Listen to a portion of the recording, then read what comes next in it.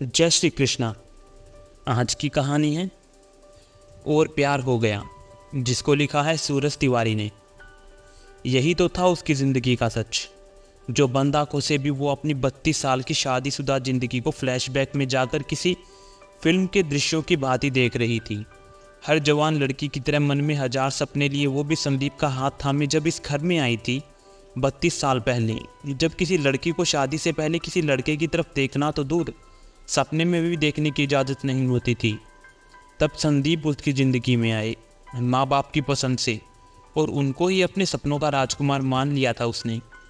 लेकिन हर बीतते दिन के साथ वो अपनी आंखों के सामने ही अपने सपनों को चकनाचूर होते देखती रही। संदीप तो उसके सपनों वाले राजकुमार से बिल्कुल अलग थे।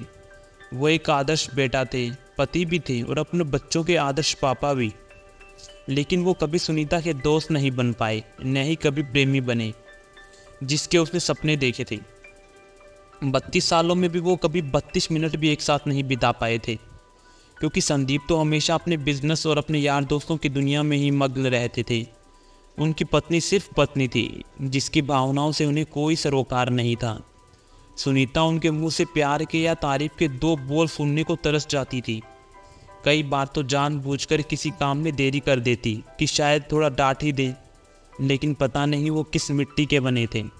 और आज जब लॉकडाउन को 45 दिन हो चुके थे, दिन रात दोनों साथ रह रहे थे।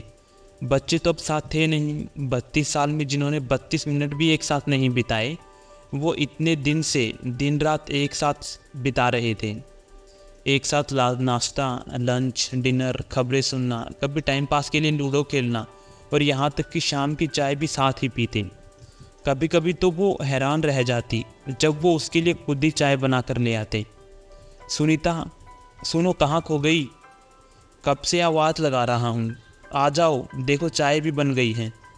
सुनीता आवाज़ सुनकर एकदम से उठकर कमरे से बाहर जाती है तो देखती है कि संदीप चाय के साथ उसकी राह देख रही हैं। आ जाओ, बैठो, गर्म चाय है, पियो, मुझे तुमसे कुछ बात भी करनी है। सुनीता, सुनो जी, मुझे भी आपसे कुछ बात करनी है। अच्छा, पहले तुम बताओ। नहीं, पहले आप कहिए, क्या कहना चाहते हो? संदीप बोले, सुनीता, 32 साल में हम एक दूसरे को कभी समझ ही नहीं पाए, या शायद समझने की कोशिश ही नहीं कर पाए। लेकिन इन 45 दिनों के साथ ने मुझे ये एहसास करवा दिया है कि तुम्हारे बिना तो मैं बिल्कुल जीरो हूँ। तुम्हारा आसपास होना ही मुझे पूर्ण कर देता है। तुम हो तो मैं हूँ, तुम नहीं तो मैं कुछ भी नहीं। अब जाके एहसास हुआ कि इस रिश्ते की अहमियत क्या होती है। क्या तुम मुझे माफ़ कर सकोगी? शायद ये कहने में मैंने बहुत देर कर दी, लेकिन सच में सुनीता, मुझे अब तुमसे प्यार हो गया है। संदीप ने सुनीता के हाथ को अपने हाथ में लिया और बोले, अच्छा, अब तुम बताओ, तुम क्या कहना चाहती हो? संदीप की बातें सुनकर सुनीता की तो जैसे बोलती ही बंद हो गई थी। जिस बात को सुनने के लिए उसने 32 साल इंतज़ार किया, आज उसको सुनकर उसकी आंखों से गंगा यमुना बह निकली। उसने अपना सिर संदीप के कंधे पर रख दिया और बहुत देर तक संदीप का कंधा अपने आंसुओं से भिगोती रही। आखिर वो भी तो यही कहना चाहती थी अपने प्रियतम से।